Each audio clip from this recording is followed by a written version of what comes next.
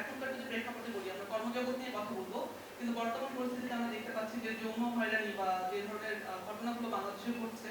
এটা আসলে সবসময় খুবই একটা প্রাসঙ্গিক আলোচনা। এবং কর্মজগতের ক্ষেত্রে যখন আমরা বলবো, তখন আসলে আমরা অত বেশি হয়তো বাইরের দিকে যেতে পারি না, কিন্তু বর্তমান সময়ের প্রেক্ষাপটে ওই আলোচনাটার মধ্যে চলেই আসে। তো সেই জায়গা থেকে আমরা বলবো যে আন্তর্জাতিক নারী দিবস এটা শুধুমাত্র সেলিব্রেশনের দিন না, বরং হচ্ছে একটুখানি রিভিউ করে দেখা যে আমরা কতদূর আসতে পেরেছি এবং আরো কতদূর যেতে হবে আমাদেরকে ন্যায়ের জন্য। এবং আমরা এখন একটা খুবই অন্যায্য এবং অসাম্যতাপূর্ণ একটা সমাজের মধ্যে বিরাজ করছি, যেখানে এখন দেখা যাচ্ছে যে শিশু নারীরা বিভিন্ন রকম যৌন নির্যাতনের শিকার হচ্ছে। তো সেই জায়গায় যখন আমরা কর্মজগৎ নিয়ে আলোচনা করতে যাই, আমি একদমই ওখানে আলোকপাত করবো কনভেনশন 190 বা 190 এর উপরে, যেখানে এটাকে আমরা বলতে পারি যে ওয়ান অফ দ্য ফার্স্ট মানে কম্প্রিহেন্সিভ বা সামগ্রিক একটা গাইডলাইন কর্মক্ষেত্রের ক্ষেত্রে যৌন হয়রানি বা নিপীড়ন, যৌন সহিংসতা নিয়ে আলোচনা করা, যেখানে নারী পুরুষ উভয়কেই আলোকপাত করা হয়েছে। তো এখানে আমি কনভেনশন 190 ক্ষেত্রে যদি একটুখানি উল্লেখ করি, এবং আমি বলবো যে এটা আমাদের জন্য একটা মোমেন্টাম। আমাদের বর্তমান যে প্রধান উপদেষ্টা আছেন, উনি বলেছেন যে আমরা আইএলওর যে কনভেনশনগুলো আছে বা যে নীতিমালাগুলো আছে, সেগুলোকে আমরা সবগুলোকে হচ্ছে আমরা চেষ্টা করবো অনুসংরক্ষণ করার জন্য। তো এটা আমাদের জন্য, আমার কাছে মনে হয় যে আমাদের যারা ট্রেড ইউনিয়ন লিডার আছেন, এটা সবার জন্য একটা মেসেজ, যেটা আমাদের জন্য একটা মোমেন্টাম, যে আমরা আসলে এই সুযোগটাকে কতটুকু কাজে লাগাতে পারবো।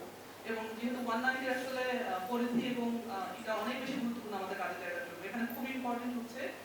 190 যেটা করেছে আমাদের C190, আমরা যখন আমরা আলোচনা করি যে আমাদের যে হাইকোর্ট ভার্ডিক্ট আছে, ওখানে অনেক ধরনের লিমিটেশন আছে, বা আমাদের আসলে কোনো সামগ্রিক, বাংলাদেশে কোনো সামগ্রিক কোনো পরিকাঠামো নাই বা কোনো রকম গাইডলাইন নাই, যেখানে আমরা সামগ্রিকভাবে নারী নির্যাতন বা সহিংসতাকে আমরা অ্যাড্রেস করতে পারবো এবং সমাধান করতে পারবো। সেটার প্রেক্ষাপটে এখানে আমাদের একটা সুযোগ হচ্ছে যে এখানে সব রকমের সেক্টর, সব রকমের স্ট্যাটাস, সব রকমের শ্রমিককে প্রথমত হচ্ছে অ্যাকনলেজ করা হয়েছে যে তারা সবাই হচ্ছে এটার মধ্যে আওতার মধ্যে পড়বে C190। এবং এখানে যে জিনিসটা বলা হয়েছে সেক্টর ওয়াইজ, একদমই হচ্ছে সেক্টর ওয়াইজ, এমনকি প্রিকারিয়াস জব আমরা যেটা বলি, যে কন্ট্রাক্ট বেসিসে চুক্তিভিত্তিক যে কাজ, প্রত্যেকটা জায়গাকে ইন্টার্ন বা প্রত্যেকটা জায়গাকে স্পেসিফিক ভাবে হচ্ছে উল্লেখ করা হয়েছে। এবং সেই সাথে সাথে আমাদের যে জিনিসটা করতে হবে, এখানে কিন্তু আমরা সবাই ট্রেড ইউনিয়নের লিডাররা আছি, এবং সব থেকে স্পেসিফিক হচ্ছে আমরা ইয়ত এবং নারী কমিটির সদস্যরা এখানে আছে। WRC মানেই হচ্ছে একটা মহামিলন, আমাদের NCCW এবং IBC দুটারই একটা প্রতিনিধির সমন্বয় ঘটে। তো সেই জায়গাটায় আমাদেরকে হচ্ছে এবার যে কাজটা আমাদের আসলে এখন করার জন্য আমাদের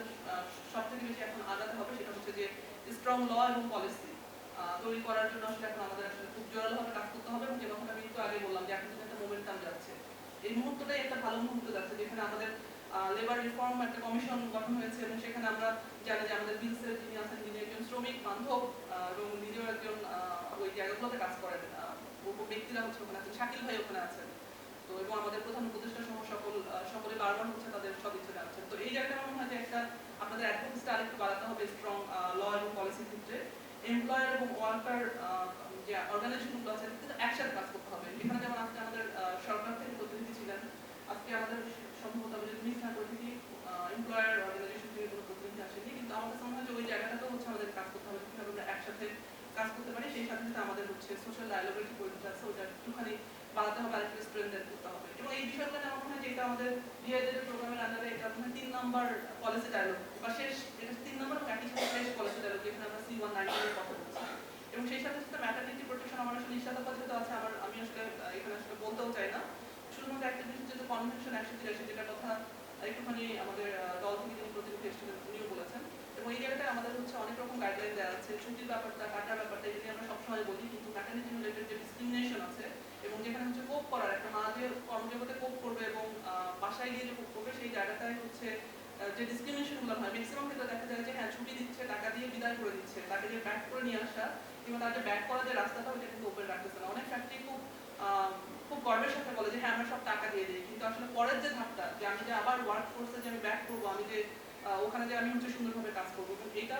এখন আর এটা কোনো রকম হচ্ছে আসলে ওয়েলফেয়ার কিছু না, এটা হচ্ছে কাজের জায়গায় একটা মানুষের অধিকার, এবং নারী যদি সন্তান জন্মদান করে, এটা হচ্ছে তাদের অধিকারের মধ্যে পড়ে, সেটাও আমাদেরকে করতে হবে। কিন্তু এই জায়গা